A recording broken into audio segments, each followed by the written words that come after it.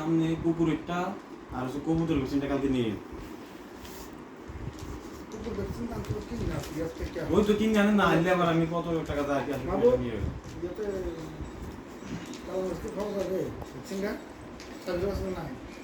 অবশ্য বরফের ভিতর করে আনবেন তুই শর্ট তুই জ্বালাস না আমরা বরফ মাছ ধরতে বরফ লইয়া বলে ধরে নিয়ে আসতে অথবা একটু ফ্লাক্স নিয়ে আমাদের বরফ দিয়া